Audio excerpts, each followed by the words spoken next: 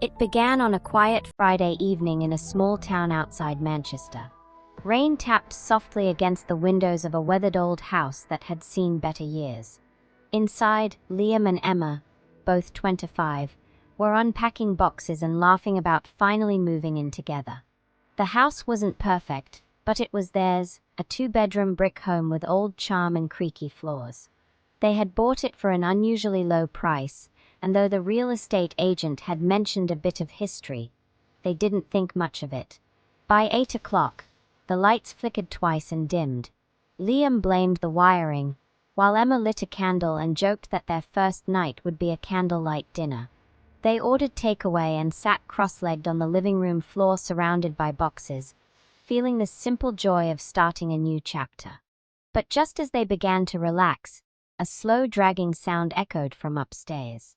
Not footsteps, something heavier, as if furniture were being scraped across the floor. Liam stood up quickly, pretending to sound calm. "Probably the wind," he said, though the sound had come from inside. Emma whispered, "Liam, we haven't even been upstairs yet." He grabbed a flashlight and went to check. The stairs creaked beneath his weight, and the air upstairs felt colder. The first room was empty. In the second, the guest room, his breath fogged. The curtains moved slightly though the window was shut tight. He checked under the bed, behind the door, and in the closet. Nothing. When he came back down, Emma was holding something, a small photo frame she'd found near the fireplace. It showed a young couple, smiling. They looked eerily similar to them. The man in the picture had the same eyes, the same haircut, even the same faint scar above his eyebrow as Liam. They both laughed nervously, calling it a coincidence. That night, around 3:17 a.m., Emma woke up to the sound of someone whispering her name. It wasn't from the room. It came from her phone lying on the nightstand. She froze, staring at the dark screen. When she picked it up, the whisper stopped, replaced by silence. She told Liam in the morning, but he laughed it off, saying she was overtired from the move. Still, the unease lingered. Later that day, Emma began searching online for the house's address. After a few clicks, she froze. A news article from 1998 appeared on the screen. Young couple found dead in their home, police unable to determine cause. The attached photo made her heart skip. It was the same couple from the frame. The man's name was Liam Carter, the same as her boyfriend's. She called him into the room, and when he saw it, he went pale. He tried to laugh again but couldn't. "Guess I've got a ghostly twin," he muttered. That night, the whispering returned. This time, both of them heard it. It came from the hallway, soft but urgent, like someone trying to speak through walls. Liam followed the sound while Emma stayed by the bedroom door. The whispers stopped as soon as he entered the guest room. Everything was still. But when he turned off the flashlight for a second and then back on, something had changed. The wallpaper had faint markings, scratch lines forming words. Emma stepped closer and traced them with her finger. They spelled, "Help us." Suddenly, the flashlight flickered and went out. In the darkness, they heard something shuffle across the floor, slow and heavy. Liam turned the light back on, and the scratches were gone. The wall looked perfectly clean. Neither of them slept that night. The next morning, they went to the local library and asked about the house. The elderly librarian hesitated before pulling out an old property file. According to records, the previous owners, the couple in the photo, had died suddenly. Neighbors claimed the house had strange occurrences ever since, lights flickering, objects moving, voices at night. But the official cause had never been explained. "Some say," the librarian whispered, "the house doesn't like being empty." They drove home in silence. Emma suggested leaving for a few days, but Liam insisted on staying, saying he wouldn't let stories scare them away. That evening, the electricity went completely out. The rain returned, heavier this time, and the sound of wind filled the rooms. Around midnight, Emma woke again to soft humming, a tune she didn't recognize. It came from the guest room. She shook Liam awake, and they went together, holding their phones for light. The air was icy cold. On the floor lay the old photo frame again, though they had left it downstairs. But the photo was different now. The couple's faces were blurred, and behind them, a faint shadow shape stood. Emma wanted to leave immediately, but Liam insisted they should face whatever was happening. He placed the photo on the fireplace and said aloud, "Whoever you are, we don't mean harm." The moment he said it, the front door slammed by itself.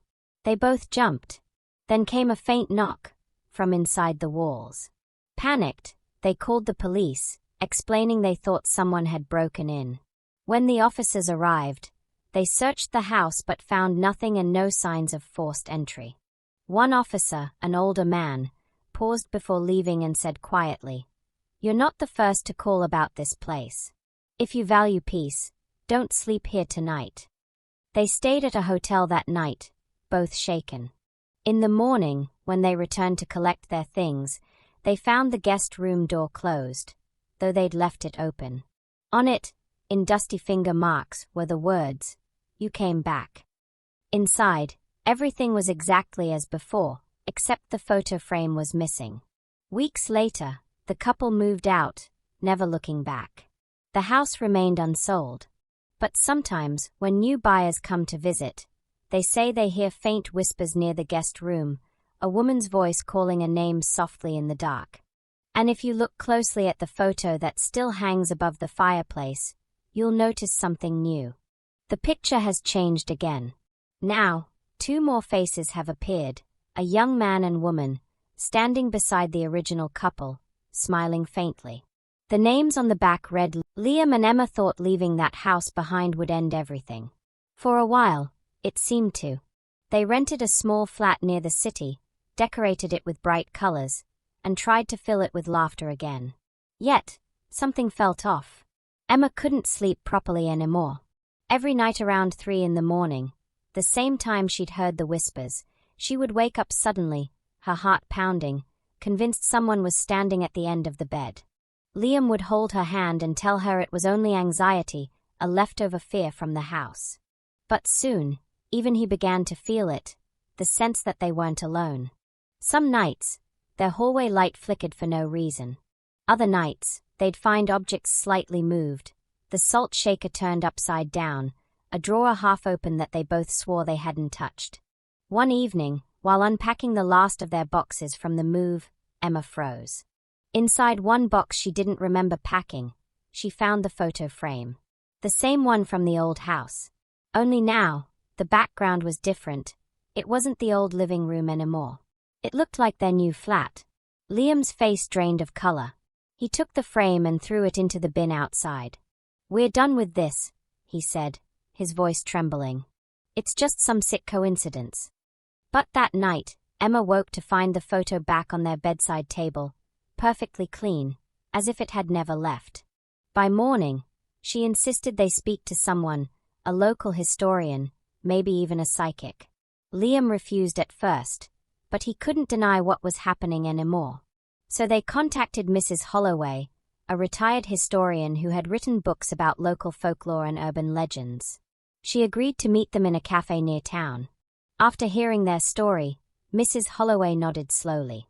"That house," she said quietly, "has a tragic history. The couple who lived there before you weren't the first to die in it. There were 2 families before them, both young couples, both vanished without explanation. The place was built on what used to be an old guest inn during the 1800s. People called it the last guest house. It was shut down after a series of mysterious deaths. No one ever found out why. But every few decades, the pattern repeats. A young couple moves in, and then, gone." Emma's voice shook as she asked, "But why us? Why now?" Mrs. Holloway looked at her gently. "Because you stayed there. You acknowledged them. Once you do, the house doesn't forget. It follows." Liam leaned back in disbelief. "So what, you're saying our house is haunted and now we're being followed by ghosts?" The woman sighed. "Not haunted. Connected. Think of it like a memory that doesn't want to fade." That night, they locked their doors, unplugged their electronics, and slept with the lights on. But around 3:17 again, Emma woke to find Liam sitting upright, staring toward the wall.